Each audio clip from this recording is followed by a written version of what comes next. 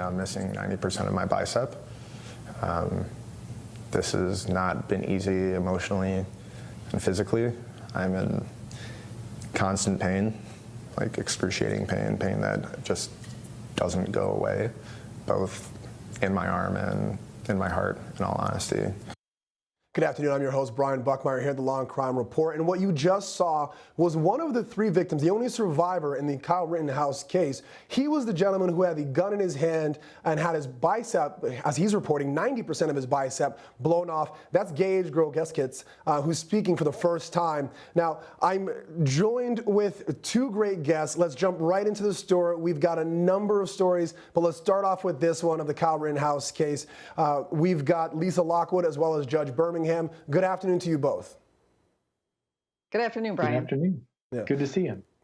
You as well. Now, Lisa, let's start with you. This is a complicated case where the defense is arguing self-defense. It is clear, I don't think anyone's going to argue that Gage, the gentleman there that we saw, had a gun in his hand, but it seems to be that there's going to be a potential argument of competing self-defense claims. How do you think this could play out? That is how it's going to play out. You're going to see footage that has not been seen before from other people that are involved, and they're going to try and show that the offender was hit with a skateboard. He was being accosted. Bullets were flying prior to, it was heard in the background. So certainly that's going to be the case. My biggest issue with all of this is the fact that we have an 18-year-old boy who should not have had the weapon. And I believe that's one of the issues that we have. He wasn't legally, rightfully in possession of that weapon because of his age, the fact that he crossed state lines with a weapon. And all of this, I believe, would not have happened if he stayed home. If you have somebody who may have the proficiency to use the weapon, but not the maturity and mental and emotional capacity to decide whether or not a perfect opportunity to use it for self-defense. That's the issue that I have. Yeah. Now, Judge Birmingham, I think almost verbatim, you're going to hear what Lisa Lockwood said to a judge to argue that Kyle Rittenhouse should not be granted the status of self-defense if this does go to trial, and a judge, similar to your position, would have to decide whether or not to charge the jury with self-defense. In my opinion, if Kyle Rittenhouse doesn't get that charge from the judge, he loses the case. What are you thinking in this context of we're hearing Grogeskits say, I was there to give aid and I was there to help, and Kyle Rittenhouse is saying the same thing. We've got this competing self-defense. How do you think this is going to play out in court? Well, when you're presiding over a case like this and the issue is going to be self-defense, the standard to get a self-defense charge, in other words, to allow jurors, if they want to acquit somebody based on self-defense, is very, very low. If there's some evidence anywhere in the record that supports a claim of self-defense, well, then Wisconsin law, just like Texas law, says that that charge should go to the jury. So what is this charge going to come down to? When we talk about these self-defense cases here on Law&Crime, we always talk about the word reasonable. Was it reasonable to a reasonable person and immediately necessary to defend yourself by using deadly force? And I think one of the things that we're going to see is the word provocation. If you provoke a fight, basically, you can't later claim self-defense. So the question is going to be who provoked it, when did they provoke it, and all these facts and circumstances that we're talking about are going to be part of that equation. Yeah, and it's going to be interesting. I'm glad you brought up that word provocation or provoke, Judge, because I think that's what's really going to happen. Lisa, you've got experience with firearms as a former SWAT, former military, not former, sorry, retired, and you talked about kind of that provocation and kind of that, like, whether or not this was smart to bring a gun into this environment when he's such a young age. Do you think that could lead to the level of provocation where someone might not be able to use the self-defense claim? Well, because we have the right to bear arms, and we have the right, as the victim in this case who did survive talked about, I've got a right to concealed carry, etc. So all of that comes into play in the fact of, was it reasonable that he was there with a weapon for the cause of defense? He was there to make sure that it was a peaceful protest and nobody else was hurt. My issue, as I mentioned before, was the mental, emotional, mature capacity of this young man crossing state lines with such a daunting weapon. I think that provocation in that sense just in holding that weapon alone, incited some things. But as I said before, does he have a right to bear arms? Absolutely. The age is going to come into play because I did hear that he wasn't of the legal age to actually possess that weapon. Yeah, that's the part that I think is really going to be difficult for the defense, Your Honor, because to me, I'm thinking you've got Gage here who said, quote, everybody was there to exercise their right to protest, and there were some people who were there exercising their right to bear arms, including myself. I think it's valid for him to say he's exercising his right to bear arms because, as I'm sure we all know, Justice Scalia said himself that the right to bear arms is not absolute. There are obviously restrictions. Some of them, like Lisa said, is age, some of them felony offenders. So you have one legal gun owner based on age and laws in the state and the city, and you have another illegal gun owner as per one of his charges being a 17-year-old carrying a gun and he's not 18. Do you think that could be used as a part of why one may be able to claim self-defense over the other? Absolutely. All of those facts and circumstances go right to the heart of what's reasonable in the minds of the jurors. You know, everything that we're talking about, that he came from state lines, that this was an assault rifle, that, you know, his actions as soon as he got there, as well as the actions of the victim immediately before, too. And we can't forget, this is not just one shooting. I mean, obviously, we're talking about self-defense. There was 3 different people that were shot, and they were shot at different times. What you're going to see is how do these cell phone cameras, these cell phone videos that we're going to see plenty of, I'm sure, during the trial, how do they educate the jurors about what was reasonable and immediately necessary at the time that the shots were fired, understanding the context of the entire night? Essentially, that's what jurors are going to be thinking about. Yeah, it's going to be really interesting to see all of those cell phone videos pop up over the time of this case, and see how that really plays out. Let's switch gears ever so slightly over to California. Now, California is signing in a bill with the governor of AB 2147. That's a bill that many have actually lauded as being a great step towards some equality in terms of income and also employment.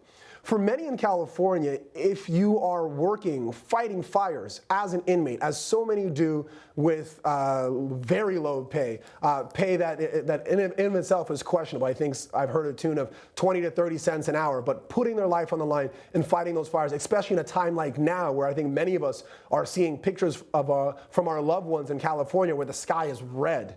These inmates go out there and they fight those fires. After they're done serving their time, because of their records, they do not have the ability to work at and use those skills that they developed. Let's listen to the Governor Newsom talk about this signing into bill and some of the steps moving forward. That are out there, thousands of prisoners that are on the front lines, that are near the end of their time in prison, that are getting credits and want the opportunity, because of the training they're receiving, once they're out of the system, to be able to potentially join a workforce of which they've been trained and have actively participated in heroic ways of advancing, meaning their suppression efforts are demonstrable when you see them. This bill that I'm about to sign will give those prisoners hope of actually getting a job in the profession that they've been trained. So again, if we're perceiving that these jails are correction facilities and we're teaching these inmates to better adjust when they leave, it would make sense to allow them to work. Now inmates get paid on average about $2 a day to fight these fires, and it's estimated the state of California saves $100 million a year with inmates being firefighters. Now there are some restrictions to this. It's not everyone gets to be a firefighter afterwards. But Lisa, you're in California. What are some of your thoughts about this bill? I mean, for me, if my house is burning, I just need someone to save me. I'm not really concerned about their background. What are your thoughts? I think it's amazing, and I can't wait for it to go into effect. The biggest problem that police officers see is the revolving door of criminals getting out of jail and going back in, recidivism continuing. They don't have the opportunities because they have felonies on their record. Getting this expunged, getting people who are trained, they're already trained while they're incarcerated, and now they have the opportunity to get out and have a job. This is what stops the revolving door of recidivism. So these are low-level crimes. Some of them are felonies, yes, but we're not talking about murders, kidnapping, arson. So this is really important. These are people who are trying to do better with their lives, they get a training program, and now they can go ahead on the outside world and start fresh. And I think it should be applauded. Yeah. And exactly as you put it, Lisa, you named a few of the charges that people are not eligible into this program. Like you said, murder, rape, and arson, also kidnapping, and other felonies punishable by death or life imprisonment. So these are low-level crimes. Judge, you see this all the time, and I think Lisa's 100% correct. Recidivism is really driven by lack of employment or lack of money, and obviously other factors. But at least in my profession, I don't see a lot of people coming back to the criminal justice system when they have the ability to seek gainful employment afterwards. What are some of your thoughts on this bill? Well, this bill is magnificent. I've had the honor and pleasure of setting up a court and a specialized docket in my own court when I first took the bench 5 years ago. We've graduated 140 people who no longer have they're no longer tethered to a youthful indiscretion, which would be a felony conviction. We've avoided 2,000 years in prison because we're taking a look at the best long-term solution for the problem. And the best long-term solution for the problem for most of the people who come before a state district judge like me is not to be incarcerated forever. And especially given the fact that I think we believe here that, once you pay your debt to society, then all should be forgiven. And these people are fighting fires. Not many people want to go do that. They're doing it for $2 a day. They're not violent folks. These bills like this should spread like wildfire all across the country. I think it's a wonderful thing, and it really is 2020 in a good way that this is how we're being smart on crime as opposed to just being tough on crime. Yeah, exactly. I think that's the best way to put it, smart on crime rather than tough on crime. I think it's always better to work smart than hard, especially in this situation. Now, the way this program works or the way this law works, it allows judges the discretion. So this isn't a blank check. The judge, like someone similar in your position, Your Honor, would have to evaluate the expungement, which would give former firefighters who have completed their service, you can't just stop halfway, these are not people who sign up for a week and they're done, but completed that program, the ability to apply for any of more than 200 occupations that require a state license. And so again, it really helps expand those services that are so necessary and so needed, especially in California. I'm not sure, Lisa, if you want to talk to that, especially now in California where maybe more firefighters are needed at this time. What are your thoughts on that, Lisa? And it's true. One of the things that Governor Newsom mentioned in that conference was the fact that he lost a lot of firefighters in the prison system due to COVID. So they were down 30%, and these were a useful asset to the American people outside helping firefighters extinguish fires. So getting more people involved in these programs is extremely important. I don't think people realize what an asset programs like this are. So having them work side by side, having more implemented into these programs, and as you mentioned, in other state licensed programs is extremely important. We want people to get back into the world and be productive members of society. We want nothing more than that. Give them opportunities to actually have a career and livelihood after incarceration. And as the judge said, the hope is that this expands not only at the state level, but even beyond the state. Let's see this from West Coast to East Coast to the Midwest to the South. Hopefully this expands and we see a lot more integration of people who have served their time and paid for their dues and can give back to the community that they want to be reintegrated into, as so many want to. Let's take a quick break and come back with more here at the Law and Crime Report.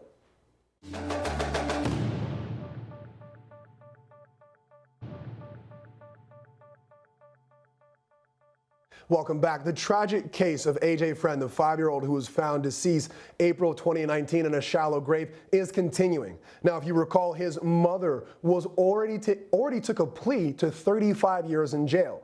His father is actually waiting a trial and has a hearing tomorrow. But the new information we're getting is that 2 of the child welfare employees were arrested, that being Carlos Acosta as well as Andrew Bolovin. They are now facing charges of 2 counts of endangering the life of a child as well as 1 count of reckless conduct. They're believed, as the prosecution is saying, to be the proximate cause as to the death of the child because of their inability or lack of doing their job. I would think of this in the same vein as the Susan Cox Powell case that we've been covering for quite some time. Now, they're both out on $20,000 bail, and so they are fighting their case from the outside rather than the in. Let's bring in our guests and let's break this down with expert legal analysis. Lisa Lockwood, let's start with you. It seems like the state is really building up a case against everyone and anyone who had anything to do with the death of this poor 5-year-old in such a tragic situation. What do you make of some of these new charges against the child care service workers?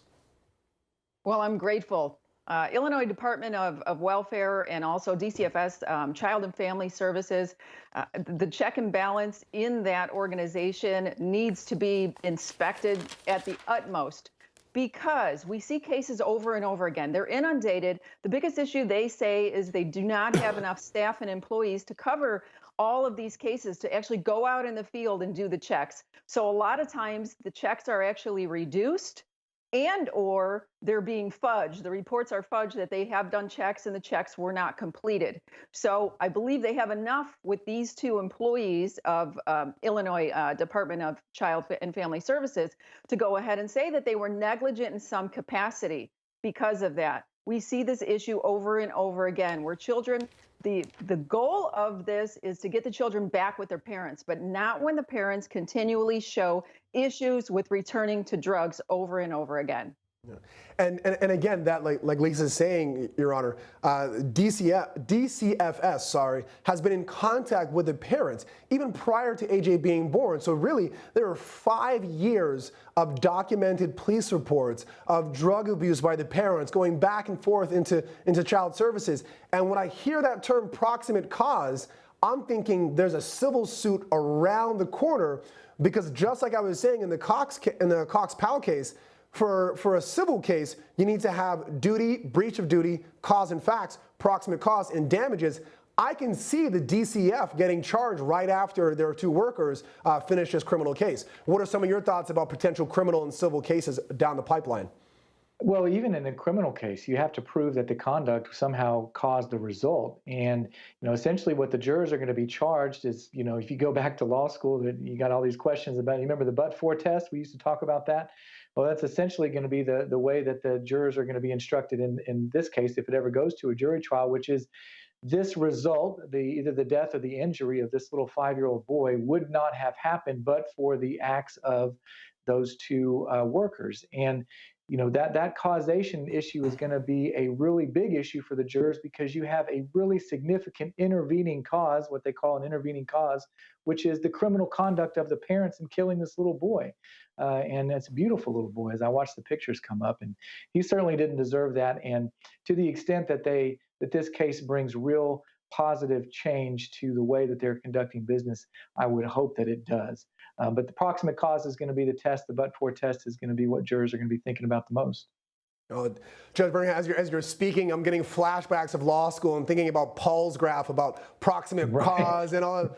But we won't get into that about Paul's graph, but you're 100% right. And as I said earlier, the mother, Joanne Cunningham, she pled guilty in December. In July, July of this year, she was sentenced to 35 years in prison. The father, Andrew Friend Sr., awaits trial. And as I said, the next hearing is September 16th or tomorrow. Now, depending on how this plays out, maybe it's going to be a situation where Andrew Friend Sr. is pointing the finger at the mother who already took the plea and the child and welfare employees. Lisa, we've seen this before in other cases where both parents are being prosecuted, and I think maybe the best way I could say is maybe the father might fall on some archaic gender roles of saying, hey, I was just working, and the mother knew what was going on in the house, and the child care workers knew what was going on in the house. I was just the father who just came in from time to time, so I didn't really know what was going on. Can you perceive or see maybe that being a potential defense as to why he might not have taken a plea as the mother did? Certainly. One thing that we also know is we would not have found AJ Friend. We wouldn't have found this young man if it weren't for Andrew. He was the one who actually helped police point to the grave to find where he was buried. So the fact that he didn't take a plea and he did offer that information may bode well with the jury that he was the one who actually disclosed the whereabouts of the child. Yeah. Judge Birmingham, what are some of your thoughts about that little nugget of information Lisa just gave us, that the fact that he participated in the finding of his son may be a saving grace for him at trial? something that he's going to want to point out in mitigation of punishment, probably. But we've been confronted with those types of situations before, and ultimately, I think what you're going to see is that she's going to testify against him. The prosecution, maybe they were unable to agree on a plea deal because the prosecuting attorneys down there were offering way more time than he was willing to accept, and they might have been doing that because they feel like they have some good evidence that he was the one that caused those injuries. Yeah, we'll definitely, for a fact, we're going to definitely stay on top of that here at the Law&Crime Trial Network, and we'll be looking out for Andrew Friend Sr.'s trial and bringing to you if and when it starts during this COVID-19 pandemic. Let's switch gears and talk about a nurse and a whistleblower, the same person, making a complaint as to mass hysterectomies at ICE detention centers in Georgia. Now, this nurse found that this one doctor, there's a gynecologist that seemed to always opt towards either a partial or full hysterectomy to female inmates there. And many of the times she found that these patients either didn't understand why they were getting hysterectomies, or there are even language barriers where nurses or doctors would talk to them about hysterectomies and they would not be speaking Spanish or their native language to them. And many of these women walked out of these surgeries not really knowing why they had to go through this surgery, some of them not being able to have a child because of the full hysterectomies. Let's bring in again our experts and talk more about this. Lisa Lockwood, this seems to have more questions than answers. Now, we know that ICE has come out and said flat out that they take these allegations seriously. However, that there should be some level of skepticism when you're talking about these allegations, because at least in their mind, they feel that these allegations are absolutely ludicrous and they do take them seriously, but nothing as of yet, other than this whistleblower, has really brought this to light. And there you can see the official statement by the United States Immigration Customs and Enforcement Agency, or ICE. Lisa, what are some of your thoughts about these allegations? The good thing about this is we're becoming aware of what is happening behind the scenes.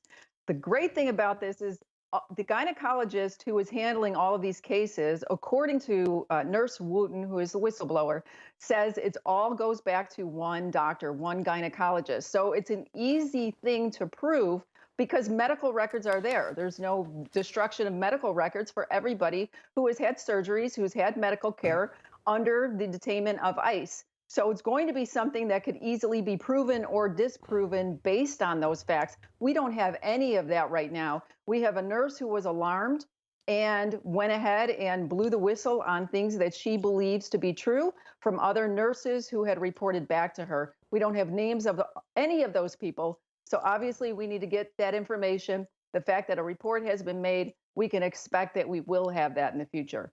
Yeah, Judge Birmingham, I'm listening to this story before we even get really into the nitty-gritty of the investigation. And based on the allegations, I can only see this ending one of two ways, sorry.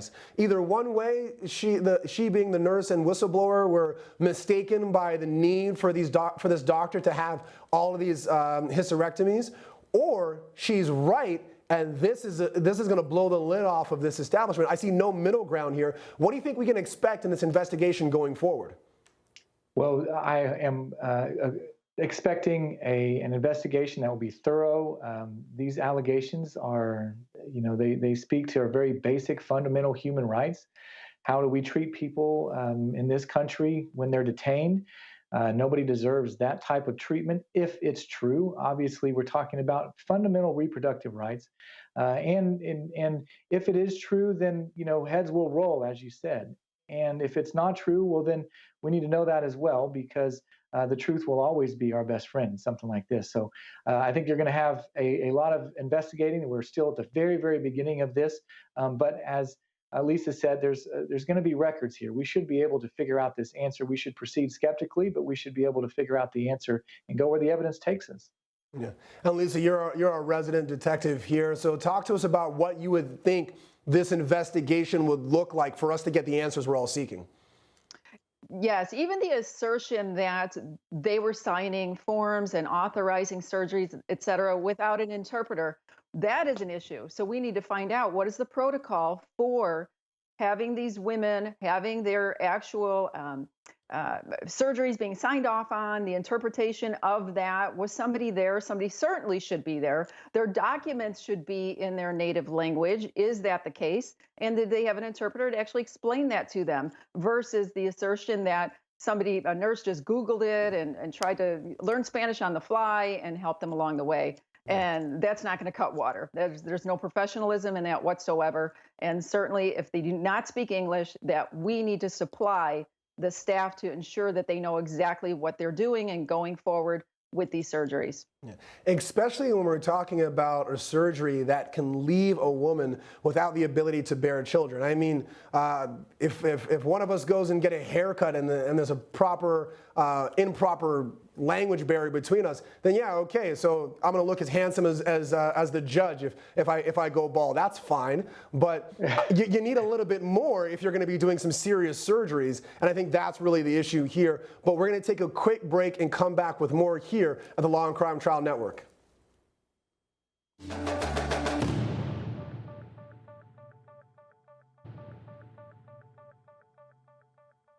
3 years ago to this day, Mr. Autry testified in this courtroom and told the jury and I guess the world, as it were, what happened April 13th of 2011. In this courtroom then and in this courtroom today, Karen Bobo, Dana Bobo, they're here. And they are in support and agreement with this guilty plea, which takes into account the realities of the prosecution before Mr. Autry cooperated, and then takes into account the importance of his cooperation and his credible, truthful testimony at trial.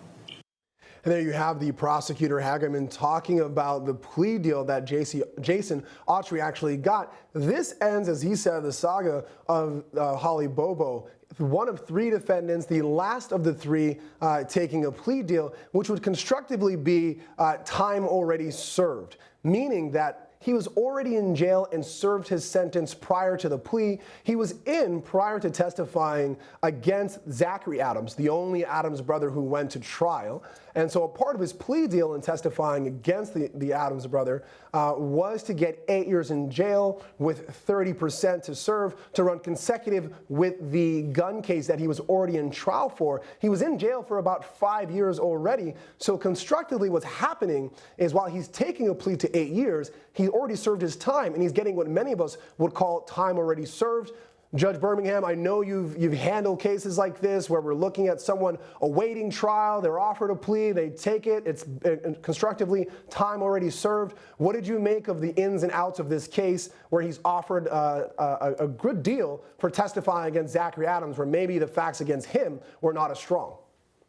Well, I think that you hit the nail right on the head. There's probably the reason why he got offered the things that he got offered is because he was able to provide some valuable information to probably fill in some gaps, some holes in the proof that they had in this case. And he did testify. He was put under oath and apparently testified truthfully regarding his knowledge about what happened in these cases against Zachary. And the trial and that conviction was something that happened because of him, and now he's going to be rewarded. And the only thing you want to make sure as you're the prosecutor is that, did you tell the other side this was going to be the deal? We've seen so many times where, prosecutors, they make a deal where like, well, we'll take it into consideration, your truthful testimony. But it sounds like they had everything up front, and this is not unusual for a case where you have so many co-defendants and a cold case like this.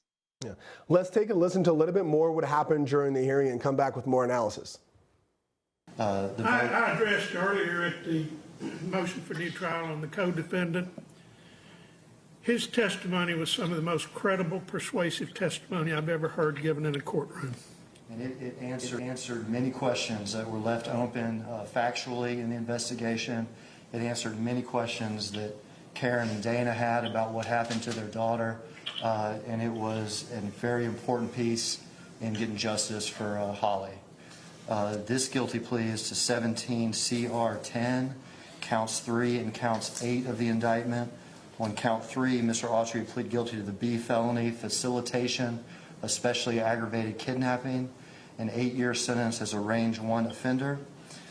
Count 8 of the same indictment, he'll plead guilty to solicitation to commit murder in the first degree, a Class B felony, 8 years confinement as a Range 1 center offender.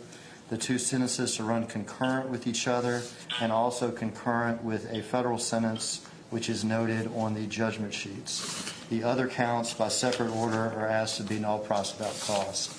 All right. All right, so as you can hear, the judge and the prosecutor talking about what he's pleading guilty to. That's guilty to solicitation to commit murder, as well as facilitation to especially aggravated kidnapping, the first being a B felony and the second being a C felony. Now, Lisa, as a part of this plea deal, as it happens many times, and I think a lot of prosecutors' office, they went back to the victim's family and they kind of got their blessing about this. And from what the reports are, is the family was okay with this plea deal, considering what happened to the other two defendants and the time that they got. What do you think, or what do you make of how this whole saga played out? It's so painful, and I'm sure it was incredibly painful for the family to endure this case. It was so long. There were so many players and criminals involved in this, and he who spoke first got the best deal. He was part and parcel to having this arrest take place, having Zach go to jail. No question about that. It's just hard to see somebody who's serving time for another crime, who gets a plea deal, and in essence, in the end, serves no time in this plea deal. It's very painful. Yeah, and just to echo that, Lisa, I mean, when the trial happened, Holly Bobo's mother literally broke down crying on the stand, and the trial had to be temporarily halted because of that, because of a mother having to describe such an incident. And so oftentimes we'll have prosecutors say, hey, we'll only put the victim's family and eyewitnesses through this so many times. And so sometimes these plea deals are not are just as much for the defendant who participates in getting the information to get greater convictions on another co-defendant, but also, as you were saying, to alleviate the pain from the victims and the victim's family. Now, Judge Birmingham, many thought that Jason Autry had more involvement than just hiding the body. However, without his testimony, they didn't have a lot against Zachary Adams. So his testimony was absolutely crucial, as many are saying, to the conviction of Zachary Adams. I know during the break we talked about the big fish and the little fish. Does this seem like the little fish kind of getting his deal after getting the big fish on that hook? Well, I would say so. It sounds like it to me, because if you're thinking that he's the big fish and he got 8 years, well, that I think might offend some people. And I'm sure the family wouldn't have gone for that. But I mean, this is all a function of, once you've identified the people that you feel like, as the prosecutor, are most responsible for the crime, then you have to move along the way to make sure that you can prove that to the jury to hold those most responsible. And it sounds like we have the verdict that the family was happy with, the verdict that was supported apparently by the evidence, because jurors came back and convicted Zachary, and he got his sentence at that time. And then, the family members, they deserve to know to the best that they, to the extent that they can, what happened to their loved one. And in my experience with family members is that was really one of the very first questions that they asked me when we were talking and having these conversations. It's basically, tell me what happened to my mom or my sister, something like that. And those are tough conversations to have, but the value is somebody like him can provide and shed some light and help the prosecutors answer that question. Yeah, great insight to issues that are so pertinent and crucial to a case that we might not always hear, getting answers for those victims' families. Let's take a quick listen to Judge McGinley's aspect in this hearing and what he said. You are Jason Wayne Autry. Yes, sir. In case 17 CR 10, it's indicated you may wish to enter a plea of guilty. Are you doing this freely and voluntarily? Yes, sir. Nobody forcing you to enter a plea against your wishes? No, sir. Do you fully understand what you're doing today? Yes, sir. Have you consulted fully and thoroughly, discussed the case fully and thoroughly with your respective attorneys? Yes, sir. Talk to them about the nature of the offenses as well as any possible legal defenses. Yes, sir. Pleading guilty to count 3, especially aggravated kidnapping. The range 1 offender could get 15 to 25 years, and the charged offense on count 8 is first degree murder. That could be life without parole, or death. If the court accepts your plea, plead guilty to facilitating especially aggravated kidnapping. That's an amended charge. be an 8-year sentence as a range 1 standard offender, 30% classification. Count 2, you'd be pleading guilty to solicitation of murder 1, receive an 8-year sentence, range 1 standard offender, and 30% classification. They will run concurrent. Do you understand what that means? Yes, sir. They're also running concurrent with a federal sentence. Yes, sir.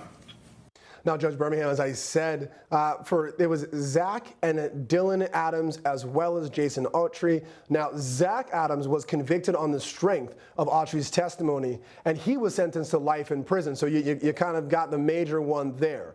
With Dylan Adams, he did not go to trial. Instead, he got a plea deal for 35 years. So when we're talking about, all right, you've got 3 defendants, one's doing life, one's doing 35 years, which is in effect pretty much a lifetime, and the other one gets 8 years. What are some of your thoughts when we come up with the question of, is this justice for the loss of a single life? Judge Birmingham. Prosecutors should. And the same way that the prosecutors should, which is that, what is everybody's role?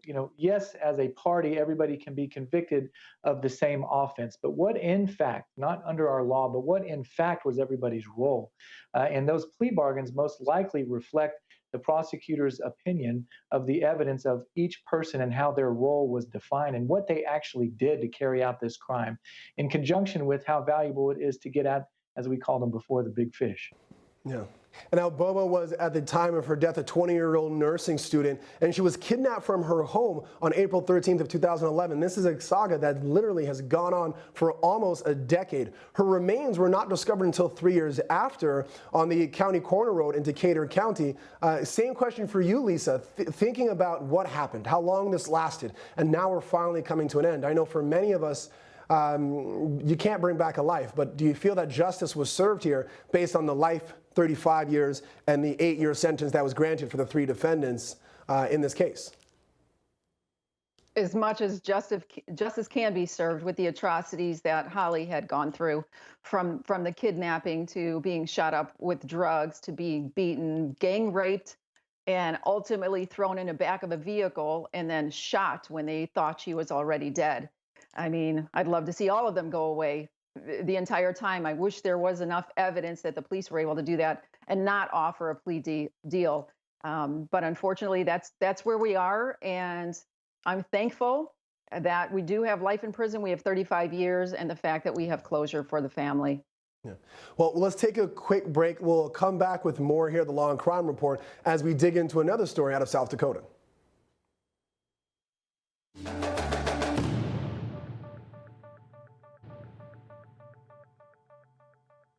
We have 77,000 square miles with only 11 people per square mile. We like wide open spaces, but we don't like, we like competition as well. We think $152 million in activity occurs just in my state alone, coming from Google and the businesses it touches. But we want it to be fair. We want it to be a level playing field. So that's why I joined this bipartisan coalition of 50 states' attorney generals. I think that's remarkable on any issue. So that's the Attorney General of South Dakota speaking in September 2019 about a multi-state investigation into potential non-competitive business practices that expanded throughout the entire country. However, he's facing his own legal troubles as he told people that he had hit what he believed to be a deer on the side of the road. However, now the allegations are that he struck a Joseph Boever who was walking on the side of the street, and it appears that, at least at first glance, the Attorney General mistaked him for a deer. Judge Birmingham, let's bring you in on this one. I understand it. You're in rural areas where there are deer and for some of us, if you're a little further north, moose, and you hit something.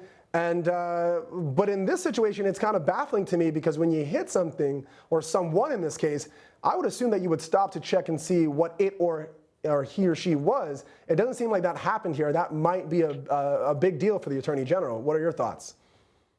Well, yeah, we are very, very early on in this case. And, what's going to happen, what's going to be important is, if they're able to piece together where the collision took place, where was the victim when he was found in relation to the roadway? Was there a clear line of sight? I believe this happened, late at night. What was the lighting like? So all those things I'm sure that these investigators are taking a look at right now. Yeah. Yes, exactly. So, like Lisa Lockwood, the report is saying that the victim, that being Joseph Boever, was struck at 10:30 p.m. on Saturday night on a very dark, rural street. So there might not have been a lot of lighting there. The question becomes, where was Boever standing on Highway 14 west of Highmore? What are some of your thoughts as we're getting more information about this tragic death? What was done after is extremely important because, as you mentioned, when you hit something, I think the first thing you do is pull over to find out, what did I do? Did I damage my vehicle? I hit a deer. I actually hit a deer as a police officer, and I knew I hit a deer, and that thing ended up underneath my vehicle. So when he got home, what did he do? They said that he called 911 to say he hit it. What was the timing and proximity of that phone call? And we're going to find that out because, again, it's early in the investigation that he said he hit a deer. So did he place that 911 call as he was driving? I think I hit a deer. You might need to do some cleanup in this particular area. But also when he got home, don't you kind of look at your vehicle? Wow, what did I do? Did I damage my vehicle? Check for blood, check for hair from the actual deer, and try to ascertain what happened. That's what a responsible adult would do. Yeah, it's going to be interesting to see that after the fact evidence and information come into play and see, again, it sounds like almost like a reasonable standard there being applied and could be applied. Now, the cousin of the victim, Boever, actually gave a little bit more insight to what happened, and we're finding out that Boever had damaged his white Ford pickup on Saturday night and told his cousin that it was left on the side of the road. It appears that the cousin went home and then maybe had gone back out to try to fix the vehicle because it was stuck on the side of the street, something that many people find themselves in that situation, especially in rural areas where you don't have the access to a pickup truck or AAA or whatever it may be that we have in maybe larger cities or towns. But that's when Boever seems to have been struck. Again, Judge Birmingham, one of the big things is going to be, where is Boever's body at the time? If we're talking about in the middle of the street, that's one thing, but if he's on the shoulder, on the side, that could be very damning for the Attorney General. What are your thoughts? If they're able to piece together where this collision happened, my experience has been that, when you have an auto pedestrian type collision like that, save an eyewitness account or something like that, or maybe some marks on the road or something like that, it's really hard to say with certainty where this person was when they were actually hit. I think a lot of it's going to depend on his actions after this collision happened. What did he say? How did he describe it? And as Lisa said, when did he say it? Was this something where he called in immediately, or was it a couple hours later? What did his car look like, by the way? Was this something where, you got a little dent on the fender that maybe you wouldn't notice? Maybe it's not such a big deal, or is his windshield all cracked up? So those are all considerations that you're trying that they're developing right now to try to figure out what his mindset was after this collision. Yeah. Now, in getting more information, Lisa, this is something that kind of raised my eyebrow. Now, according to his spokesperson, Ravensburg was returning from to his home in Pierre from a political fundraiser in Redfield, where he had attended a dinner hosted by the Spink County Republicans at Rooster's Bar and Grill, but he had not been drinking before the crash. And this is according to the spokesperson.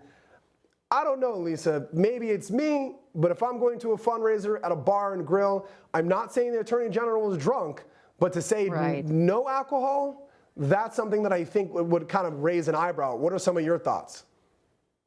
Sure. Was alcohol being served? Was it that type of an event? More than likely, yes.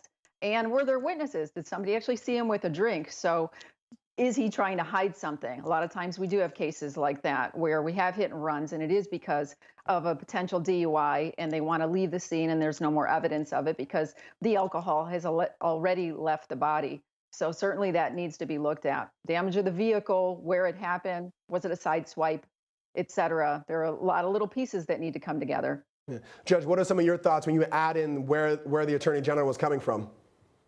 I think it's different when you're the candidate. I've been to my fair share of fundraisers and things like that, and I never drank at those. And I just think it speaks poorly to your character and your fitness to be a candidate and lead if you're going to be out there drinking, and so maybe to me, maybe he was believably not drinking and imbibing that stuff. And so we're going to have to see, if he's smart, he might be testing or collecting his own samples. I know I've come across cases like that where there is a collision and they do on their own initiative or maybe on the advice of counsel start taking blood tests, urine tests the day after to prove exactly what we're speculating about. Yeah, I can see that playing out as well. Thank you very much, Lisa and Judge Birmingham. We enjoy having you on here and giving your expert legal analysis. We'll be back with more here at the Law and Crime Report. Make sure to check out our regular scheduled program after this.